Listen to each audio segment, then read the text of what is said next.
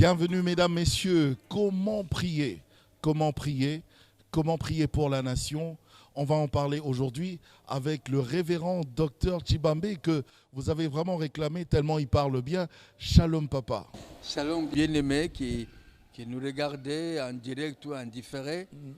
Que le Seigneur vous bénisse. Amen. J'entre directement dans le vif du sujet. Oui. Comment prier papa? Déjà, Ok. c'est quoi la prière? Très bonne question. C'est par là que j'allais commencer. Mais c'est quoi la prière? Pourquoi la prière? Comment la prière? En fait, Dieu ne nous a pas créés pour prier. Oh. Au début seulement vous commencez à nous choquer. Dieu nous a créés. Quand on lit le premier verset que vous tous vous connaissez très bien, Dieu créa l'homme à son image, selon sa ressemblance, ainsi de suite. Alors écoutez le ministère et la tâche qu'il donne à l'homme, qu'il domine. Très important. Et on n'a pas suffisamment de temps, il faut aller voir en grec, ça veut dire dominer. Dominer, vous connaissez, il y a depuis qu'on appelle les dominions, il y a les dominateurs. S'il y a un dominateur, c'est qu'il y a un dominé. Donc l'homme domine, ça veut dire qu'à l'homme, Dieu avait donné l'autorité, la puissance sur toute la terre. Dieu, qui est puissant, il s'est limité, entre parenthèses, pour dire, bon voilà, j'ai fait la terre qui est physique. Moi, je suis spirituel, mais je vais faire ma copie en physique, qui est l'homme. Ok. Toi et moi, nous sommes des copies de Dieu. Alors Dieu s'est limité. Il a dit, bon, toi l'homme, tu vas dominer la terre. Ce n'est pas moi qui vais dominer. Moi, Dieu, je domine sur toi, mais toi, tu dois dominer la terre. Et même si vous lisez dans Psaume, je crois, Psaume 115, il dit, la terre, Dieu, il a donné la terre au Fils de l'homme. Alors, dominer la terre, ça peut faire toute une émission. Toute une émission. Mais comprenez que nous avons le droit, le devoir de dominer. Juridiquement, ça veut dire quoi? Dieu qui est juste, Dieu qui ne se répand pas de ses dons, il s'est limité en disant, il ne peut rien faire sur la terre sans l'autorisation de l'homme. Parce que c'est à l'homme qu'il a donné la domination. Si Dieu venait sur la terre pour faire quelque chose sans passer par l'homme, il violerait son propre engagement, sa propre parole. Donc Dieu ne nous a pas créés pour prier, mais plutôt pour dominer. Dominer. Alors, la prière, c'est quoi?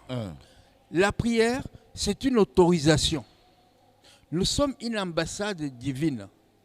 La prière, c'est le visa que nous donnons à Dieu pour faire quelque chose sur la terre. Si vous n'avez pas de visa pour aller en France ou aux USA, vous ne pouvez pas y aller. Donc c'est ça, une disons, de motivation, un début de prière. Permettre à Dieu d'agir sur la terre. La prière, donc, je me limite là parce qu'on n'a pas beaucoup de temps. Donc, pour agir sur la terre, il faut avoir un corps physique. Parce que la terre est physique. Dieu n'a pas de corps. Il utilise l'homme. Donc, quand il domine l'homme, l'homme domine la terre. En fait, c'est Dieu qui domine tout. Okay. Donc, nous sommes obligés d'être en connexion avec Dieu pour faire sa volonté sur la terre. C'est ainsi que Dieu descend en Exode 3, devant le buisson ardent. Il dit à Moïse, voilà, j'ai vu combien mon peuple souffre. Je suis descendu pour les sortir. Bonne nouvelle, c'est bien. Alors Moïse, je t'envoie. Mais non, toi tu as dit que tu es descendu. Qu'est-ce que moi j'ai à faire là-dedans? Non, vas-y, moi je serai avec toi pour sortir le peuple. Moïse meurt, il est resté Josué.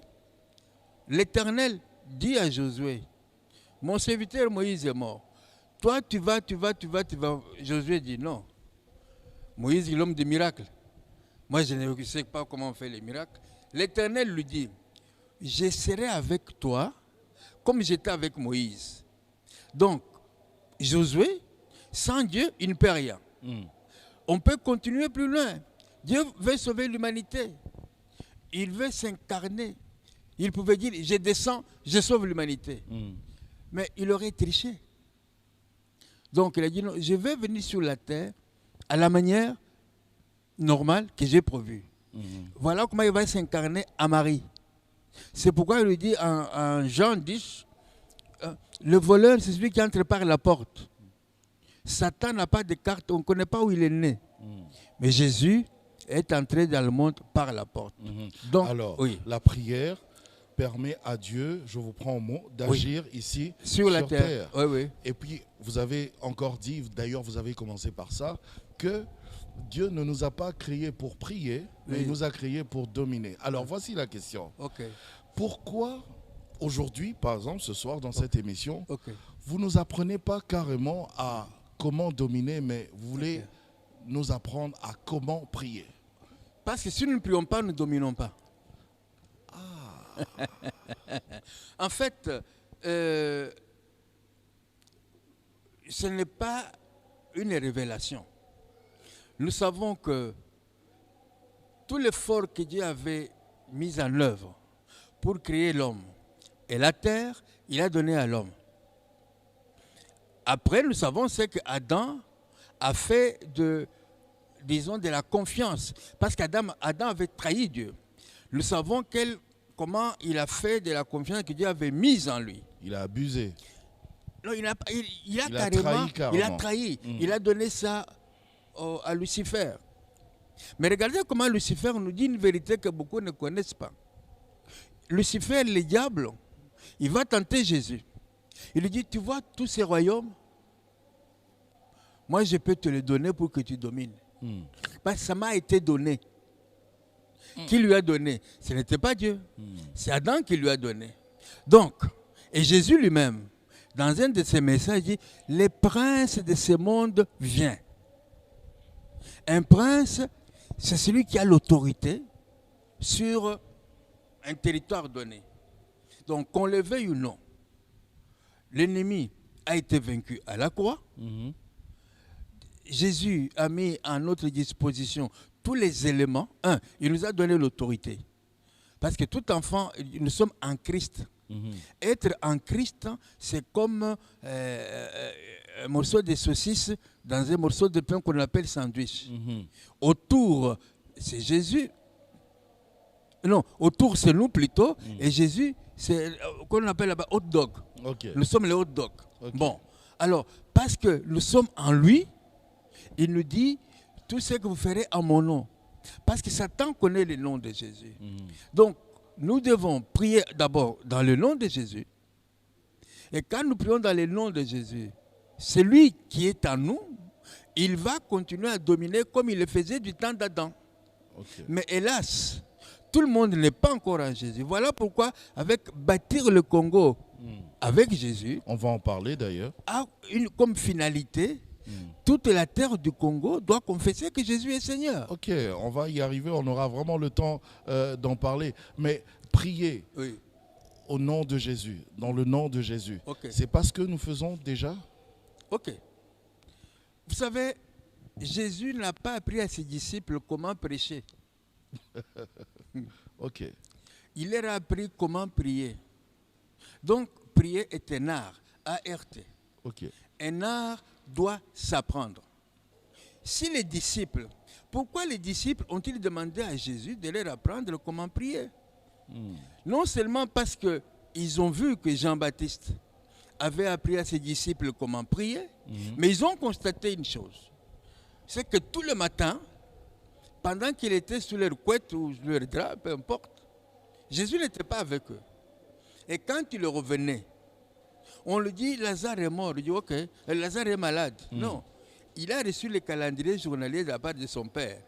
Il a reçu le plan d'action du jour. Et il fait selon la volonté de son père. Alors, ils ont vu que cet homme-là, Jésus, il était différent. Il dit, non, maître, nous sommes avec toi. Ce que tu fais là, nous voulons aussi le faire. Et tu ne veux pas nous apprendre à prier.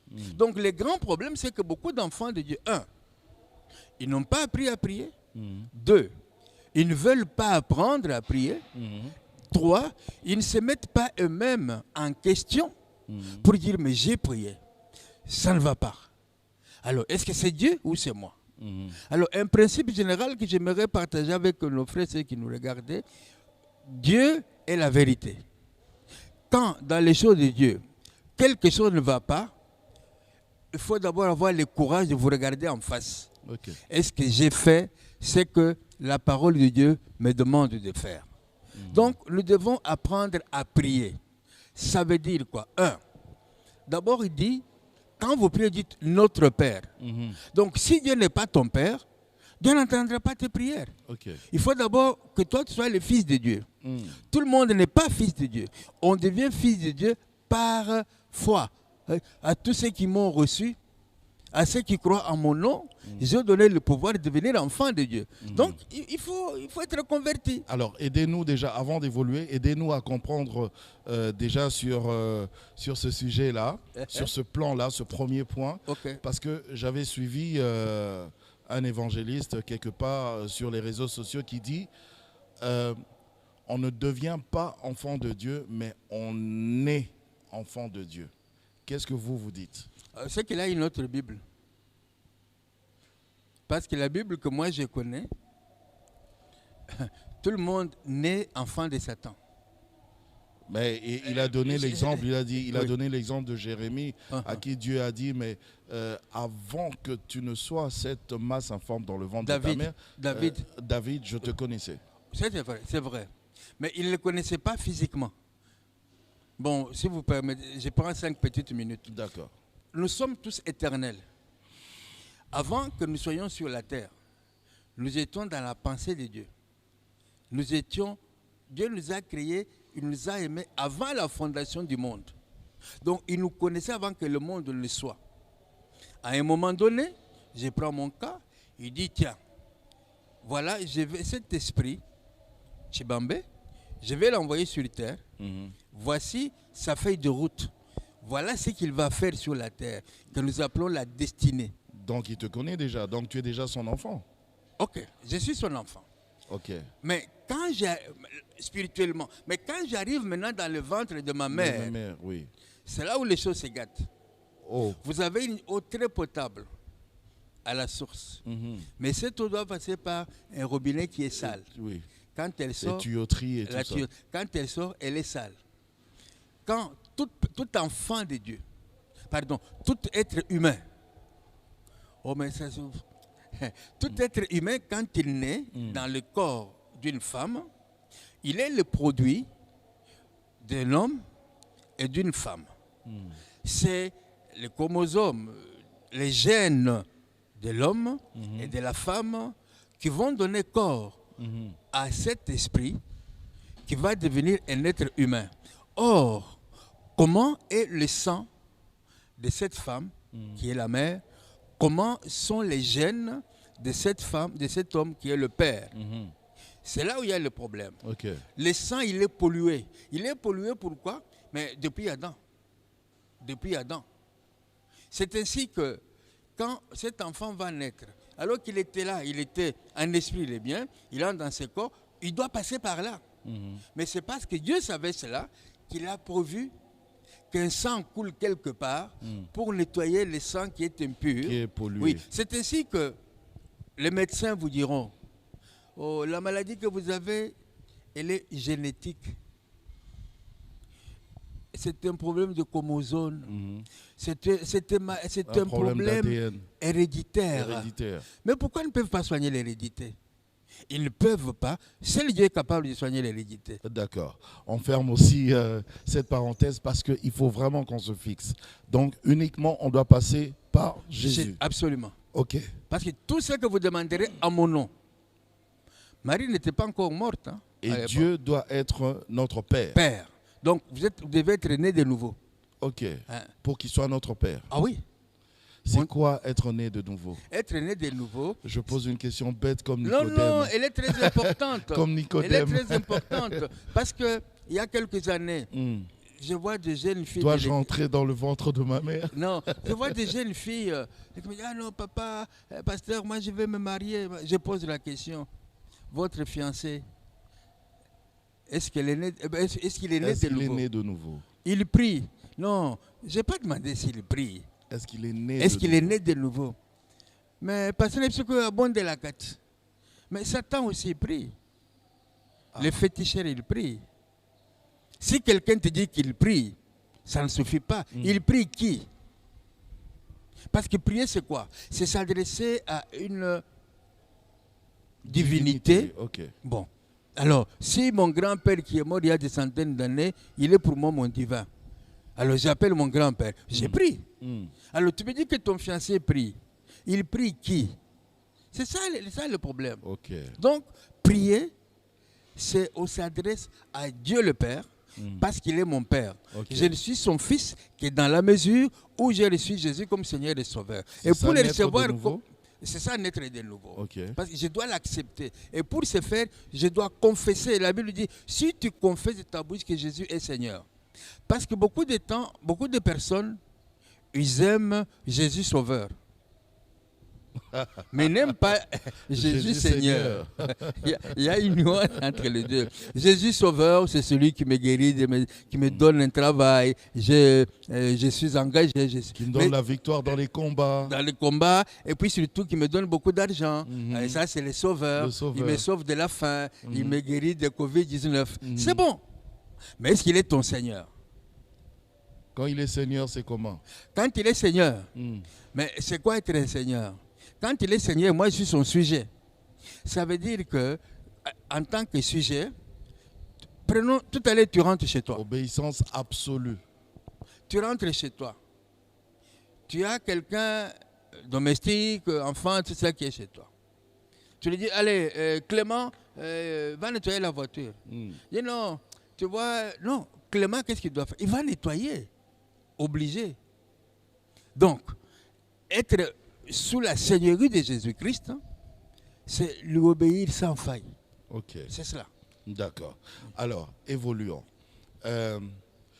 Comment prier? J'englobe tout, j'englobe tout directement, puisqu'on est en plein dans la prière. D'accord. Comment prier maintenant pour une nation, toute une nation? Oh là là, ça c'est meilleur. Okay. Ça j'aime bien. Je n'ai pas inventé comment prier pour une nation.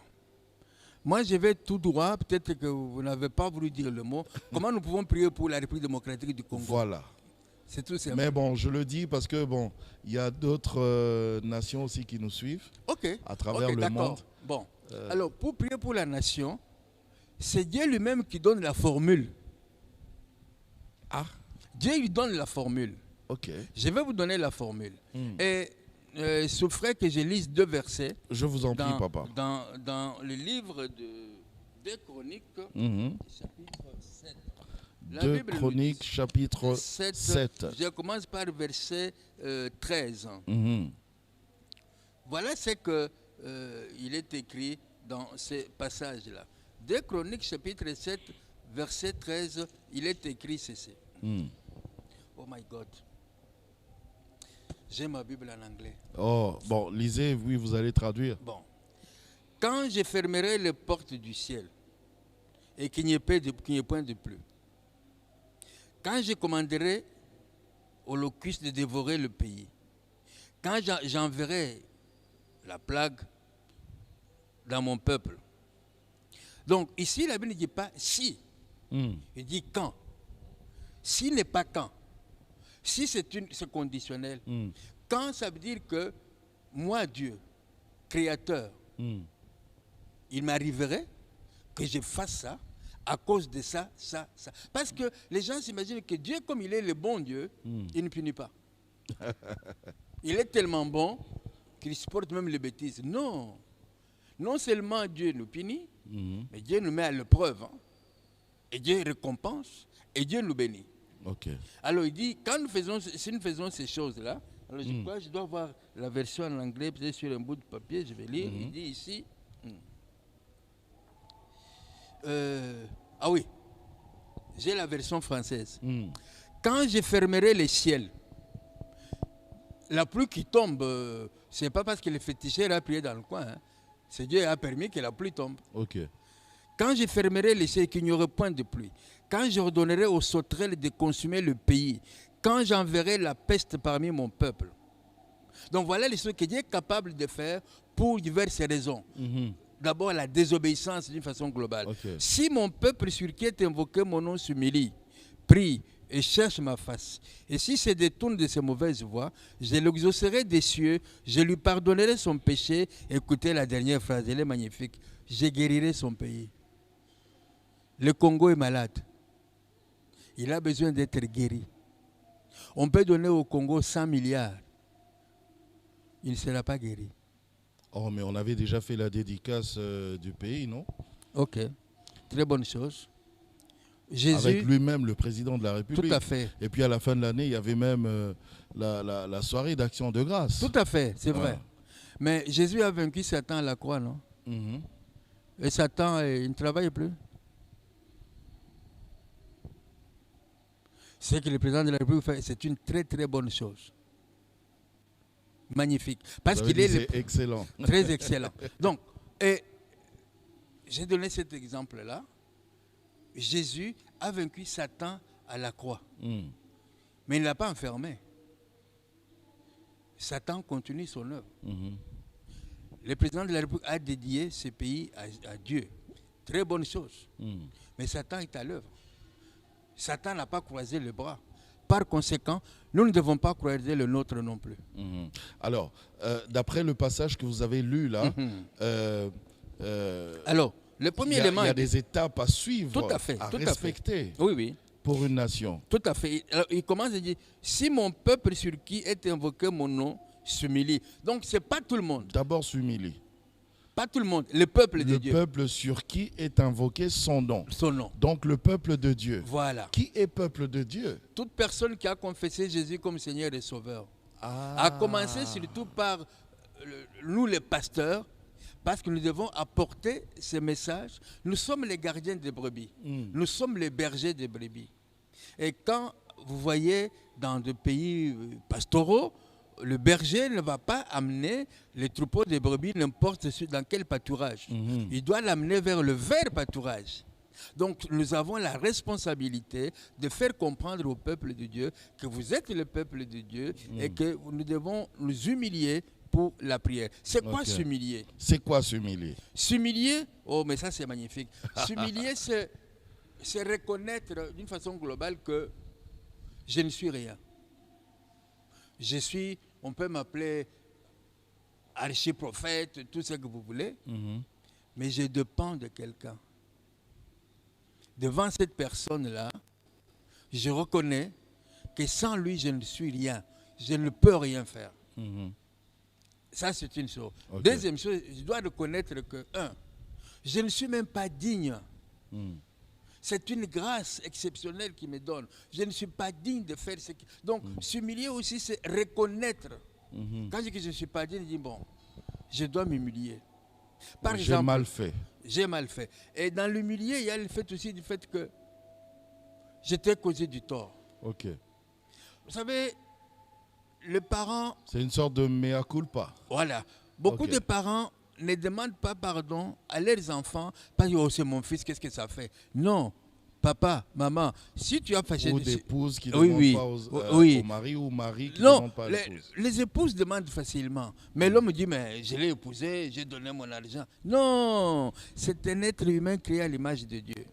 Donc, quand tu demandes pardon à quelqu'un, c'est un signe d'humilité. Quand tu pardonnes à quelqu'un, c'est un signe d'humilité. Voilà, sa parole, nous devons commencer. Donc, même quand tu pardonnes, c'est un signe d'humilité. Oui. Ok. Parce que normalement, quand quelqu'un t'a fait du mal, qu'est-ce que tu vas lui montrer? Je peux le mettre en prison. Je peux lui dire, toi et moi, c'est comme j'ai entendu un serviteur de Dieu, entre guillemets, j'ai décidé de ne lui jamais parler. Mais le matin, il va se mettre à genoux pour prier. Pour prier. Alors que la Bible lui dit, pendant que tu fais ton sacrifice, si tu reconnais que tu as un problème contre quelqu'un, laisse là ton sacrifice.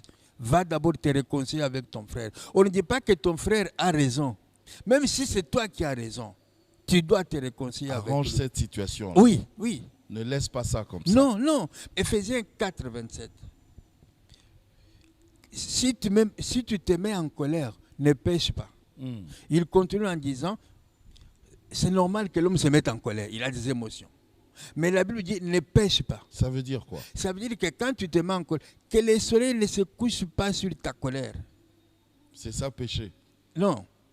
Parce que le soleil, quand le soleil va se coucher sur ta colère, tu as ouvert la porte à l'ennemi. Parce qu'il dit ne donnez pas accès au diable. Oui, le passage continue comme ça. Oui. Donc, Dieu nous dit, Jésus même le dit dans Matthieu 5, aimez vos ennemis, priez pour eux. Romains 12 dit, à moi la vengeance, à moi la rétribution. Donc, si je ne pardonne pas mon ennemi, ou si je ne pardonne pas mon frère, à ma femme ou ma fille, ça veut dire que je suis plus que Dieu. Or, Dieu, il pardonne. Il y a même un verset qui dit, il ne se lasse point de pardonner. Et je dois vous dire que personnellement, je reste toujours frappé. Adam, Ève, ils ont trahi Dieu. Il leur demande, où est-ce que vous êtes? Nous sommes nus. Non, on ne t'a pas demandé qu'est-ce que tu portes. C'était pas ça la question d'ailleurs. Alors il dit, mais est-ce que vous avez mangé du fruit? Il ne dit pas qu'il a mangé. Il dit que c'est la femme qui lui a donné. Mais il t'a donné pour jeter ou bien que tu en as fait. Bref, la Bible dit, Dieu va habiller Adam, Ève, de peaux de bêtes. Pourquoi? Parce qu'il ne pouvait pas garder contact avec ces gens-là sans le sang. Donc, en quelque sorte... C'est Dieu qui a fait le premier sacrifice. Hein? Ah oui. Alors, en quelque sorte, Dieu a pardonné à Adam, Ève, pour la trahison qu'ils ont faite contre le Créateur. Ok. Qui suis-je moi pour ne pas te pardonner, même si tu m'as... Je ne sais pas moi. Donc voilà. Alors, ça c'est... l'humiliation. L'humilité et tout ça. Ouais. C'est par rapport à la nation justement. On est dans comment prier pour une nation. D'accord. Alors, d'abord, cette nation doit être le peuple de Dieu. Pas toute la nation. Pas toute la nation. Non. Dieu n'a pas besoin d'une multitude. Il Son dit, peuple. Je cherche quelqu'un qui se mette à la brèche et qui intervienne. S'il ne trouve pas. Donc, nous, toi et moi, nous sommes appelés à être à la brèche. Alors, quand nous prions pour la nation, dans l'humiliation, qu'est-ce que Dieu demande? Je prends un exemple encore dans la Bible. Si vous voyez M. Néhémie prier, parce que ce sont les deux exemples fondamentaux que la Bible nous donne. La prière de Néhémie, la prière de M. Daniel. Néhémie, il est à la cour du roi. Il est béni, alors qu'il est esclave, déporté là-bas. Il apprend que les murailles de Jérusalem sont en ruine. Il pouvait dire, prenons là qui on dit, bon, quand on a vu au Congo, mais que bon gâteau, hein? Bon, quand on a un boulot, on a pêché au boulot. Non! Néhémie a pris la chose à cœur. Et quand il a pris la chose à cœur, Néhémie s'est mis à prier. Et dans la prière, la Bible dit, il a confessé ses péchés, une chose, et les péchés de ses ancêtres, deuxième chose, et plus loin il dit, nous, il ne dit pas je, il ne dit pas il. Parce que regardez comment matériellement il est béni. Regardez même Daniel matériellement combien il était béni. Comment il était béni. Mais il avait un cœur contrit, il avait un cœur brisé. Okay. Imaginez-vous, vous apprenez que votre fils est très malade, il est à l'agonie. Même le travail, vous ne le ferez pas mieux. Et si nous aimons ce pays, parce que ce pays est à l'agonie, il est malade. Le Congo est malade. Ça ne marche pas. Le Congo est malade. Alors, pour que le Congo sorte de cela, nous qui sommes les enfants de Dieu, s'il vous plaît, nous devons nous humilier. Nous devons crier à Dieu. Mais pour que Dieu d'abord entende nos prières, car la Bible dit que si j'ai commis quelques iniquités, ma prière est devant lui, Dieu ne l'entend pas. Ésaïe 1, 16, 17, 18, il dit, quand vous levez vos mains vers moi, je détourne de vous ma face. 59, il dit, la main de l'Éternel n'est pas courte pour sauver. Ce sont vos péchés qui vous cachent sa face. Alors quand nous allons prier pour la nation, et que nous-mêmes nous sommes dans le péché, comment nous pouvons prier, nous humilier pour les péchés de la nation? Nous y sommes, papa. Oui. Je vous donne un petit verset pour terminer. D'accord. Jésus dit à quelqu'un, avant d'enlever la paille qui est dans l'œil du voisin, enlève d'abord la poutre qui est dans votre œil. Donc, Nous voulons que la nation soit. Mais la nation, c'est moi. Il faut d'abord que ça commence par moi. Que moi, j'enlève la poutre. Et puis, je peux aller enlever la paille. Ok, nous y sommes, papa. Puisque nous parlons de la nation et tout ça, parlez-nous déjà de cette grande célébration, bâtir le Congo avec Jésus. Ok. Parce qu'avant, c'était Congo pour Christ. C'était même Zaïre pour Christ. Tout à fait. Après, ça a changé, Congo pour Christ. Oui. Et une autre personne, un autre homme de Dieu a pris ça, a continué avec Congo pour Christ. Ok. Alors maintenant, c'est bâtir le Congo avec Jésus. Ok. Parlez-nous de cette célébration. D'abord... Déjà, le fait que le titre ait changé, est-ce que le concept aussi a changé? Non, le titre a changé, n'a pas changé. Mais le Congo pour Christ, comme bâtir le Congo avec Jésus. Avec Jésus. C'est la même vision. Ok. C'est-à-dire que sans Jésus, nous ne pouvons pas bâtir ce pays. Oui. Quelqu'un me dirait, mais vous racontez n'importe quoi. Mais laissez-moi faire une petite démonstration. Parce que la maladie du Congo n'est pas financière. La maladie du Congo n'est pas politique. Les politiciens pourraient me contredire, mais moi j'aimerais même avoir un débat. Je suis prêt pour un débat avec eux. Les opposants vont vous contredire. Ça ne fait rien. Mais Jésus a eu des opposants. Donc, les opposants politiques. Mais je ne serai pas le premier à avoir un opposant. Ils vont dire, mais qu'est-ce que le révérend raconte? Je raconte la vérité. Parce que la maladie de ces pays est dans l'âme du pays. Pourquoi dans l'âme du pays? La mentalité du Congolais doit changer. Okay. Et d'ailleurs, lui-même, le politicien qui viendrait me dire qu'est-ce qu'il raconte là-bas. D'abord, je peux lui poser la question, pourquoi il est devenu politique? Dans notre pays... pour son peuple. Ah non. Pour son pays. Pour lui. La plupart, ils ont pris la politique comme une carrière.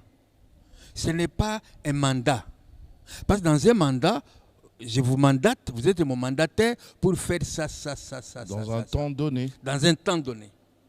Mais la plupart, je ne dis pas tous, la plupart sont des ne sont pas des mandataires, mais ce sont des gens à la quête du travail. Leur travail, c'est être politicien. Être politicien. Une fois qu'ils sont là, ils voient leur poche. Parce que combien de politiciens ont déjà démissionné? Combien de députés, de sénateurs, de ministres ont déjà démissionné parce qu'ils ont trouvé que ce qui est en train de se faire n'est pas conforme à n'est pas conforme à son idéal. Donc, Lunda Bouloulou de Rose Mémoire l'avait fait à l'époque. Voilà. Il avait démissionné. Pourquoi? Parce qu'il a dit non, c'est pas. Donc je disais que pourquoi? Parce que l'âme doit nous parler. Brièvement. Dans l'âme de l'homme, c'est là où il y a la pensée. C'est là où il y a la volonté. C'est là où il y a les émotions. Quel est le traitement médical que l'on peut donner à l'âme pour qu'il change les pensées? Il n'y en a pas. Mais c'est la parole de Dieu. Regardez les jours de la Pentecôte. Pierre prêche. Le Saint-Esprit est à l'œuvre. Et la parole était tellement puissante que le peuple de Jérusalem, à ce moment-là, disent, mais, oh mes frères, qu'est-ce qui se passe? Qu'allons-nous faire? Nous, on ne savait pas que c'était un enfant de Dieu. On savait que c'était un usurpateur. Pourquoi?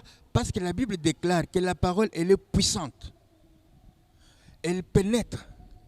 Elle sépare l'âme et l'esprit. Joël, jointure. Donc, la parole de Dieu va dans ton âme. La parole de Dieu frappe dans tes pensées.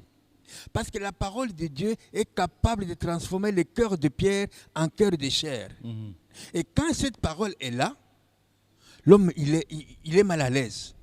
Pas n'importe quelle parole, une parole ointe avec le Saint-Esprit. Okay. Alors, Jésus qui est la parole, avec la puissance du Saint-Esprit, quand quelqu'un reçoit la parole, il veut voler l'argent de l'État, on dit, non, ce que tu fais là, c'est pas bon. Il veut violer la femme d'autrui, il dit, c'est pas bon. Il y a un poste disponible, c'est pas bon. Alors, pour sauver ou pour guérir l'âme, on parle de changement de mentalité. Alors, pour changer des mentalités, on n'a pas forcément besoin de Jésus, non? On peut juste faire une sensibilisation de changement des mentalités et puis voilà. les gens comprennent et puis c'est fini, non? Ah bon, non. Enfin, je pose juste la question. Ok, d'accord.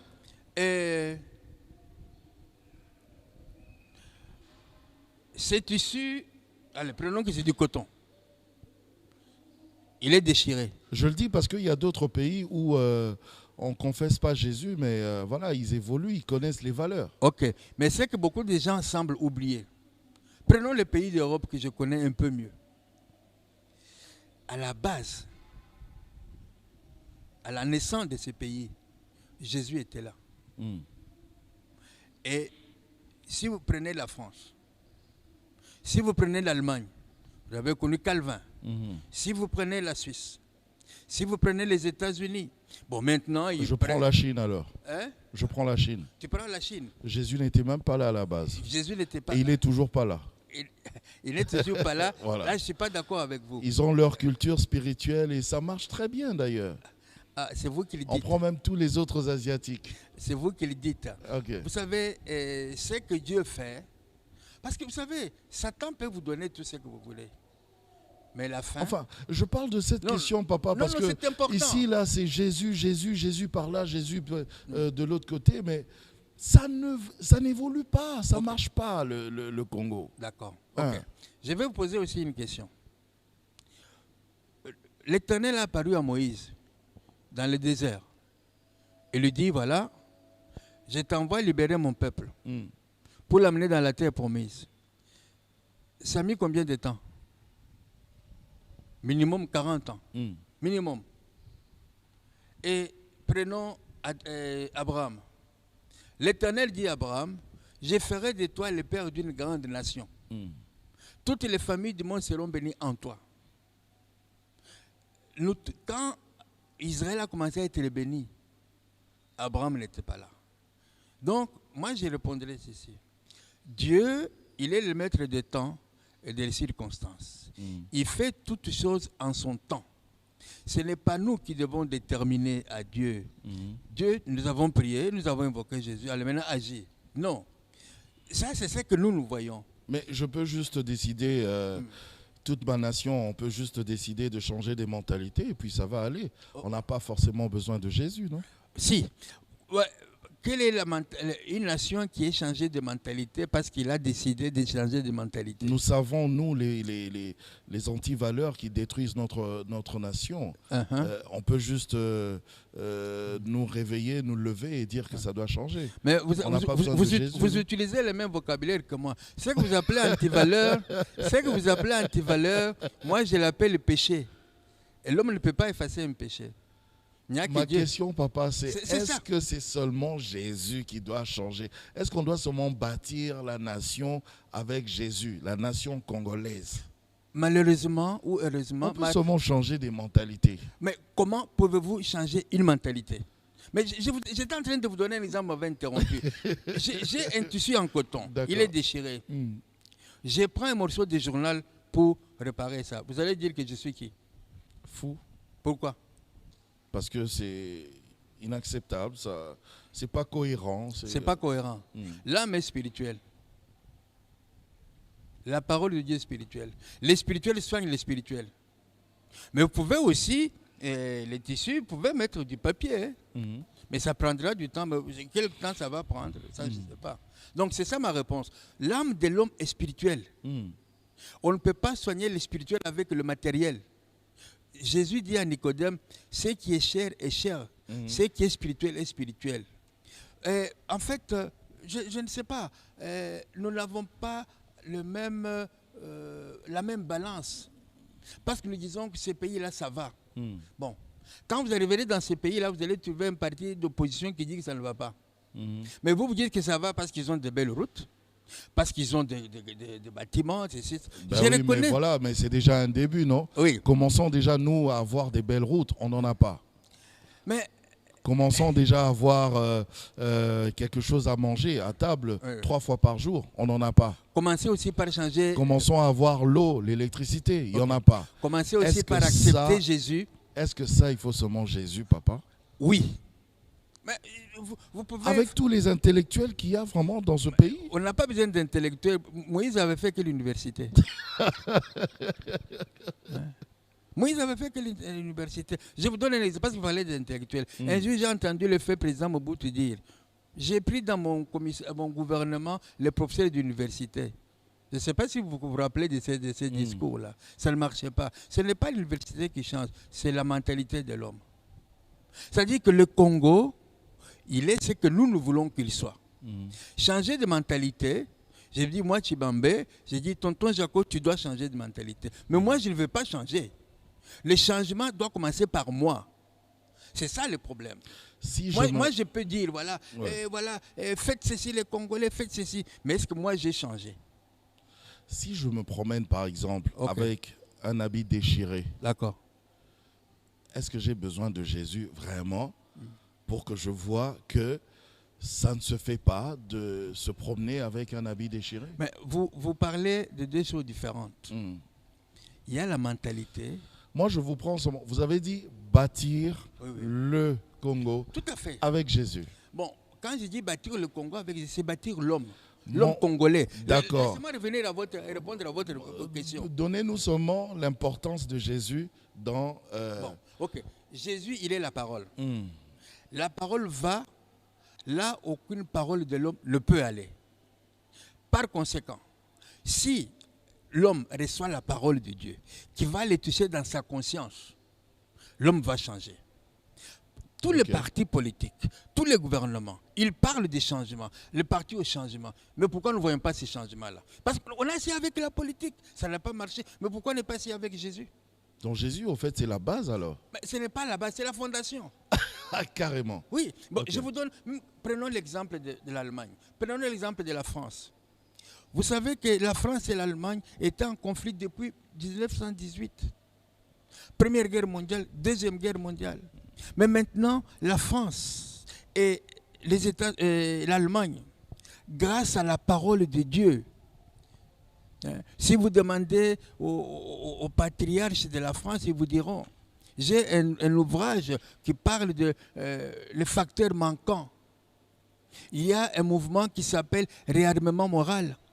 Grâce aux hommes de Dieu de ces mouvements-là, ils ont pu régler le problème en Rhodésie du Sud. Il y avait Robert Mugabe, Sitolé, il y avait Ian Smith. Mais ces gens sont allés leur parler de Jésus. Et ça a permis d'atténuer leurs différences. Et je prendrai encore l'exemple même de l'Afrique du Sud.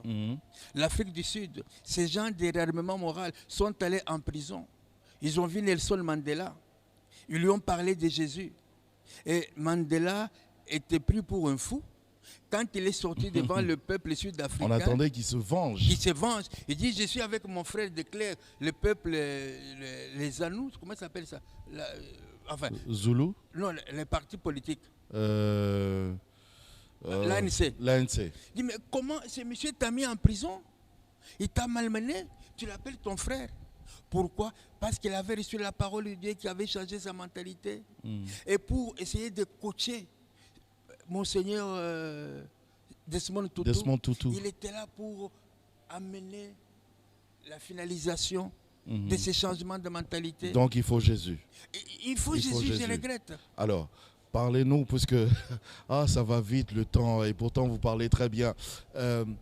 Parlez-nous alors de cet événement. Ce sera en décembre, hein, papa? Le 12 décembre, dans cette salle Via Nova, Route Nouvelle, j'ai béni, c'est bien ce nom-là. Nous allons avoir une réunion spéciale où nous allons ensemble prier, ou plutôt nous humilier. Parce que d'abord, souvent quand on prie, dire Seigneur bénis les Zaïre ou le Congo, mais les péchés que nous avons commis dans ces pays, ces pays qui, bien sûr, le président l'a consacré à l'éternel Dieu.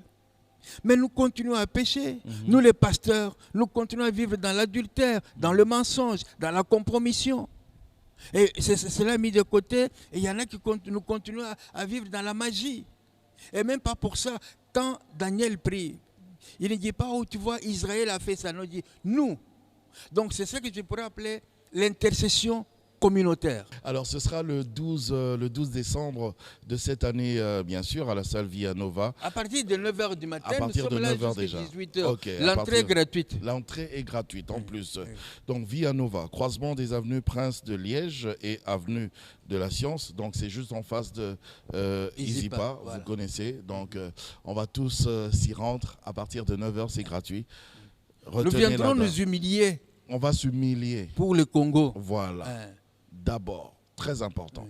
Le 12 décembre. Nous qui sommes enfants de Dieu, nous devons faire comme Néhémie. Ok. Nous devons faire comme Daniel. Voilà. Nous devons crier à Dieu. Voilà. Comme disent les anglophones, save the date. Ouais. Voilà. Merci, révérend docteur Tchibambe. C'est nous qui remercions cette chaîne de télévision qui est une bénédiction pour nous. Amen. Vraiment, suivez. Posez des questions et nous serons beaucoup plus détaillés pour vous donner les réponses qui feraient défaut. Mais bien sûr. Merci de nous avoir suivis. Au revoir.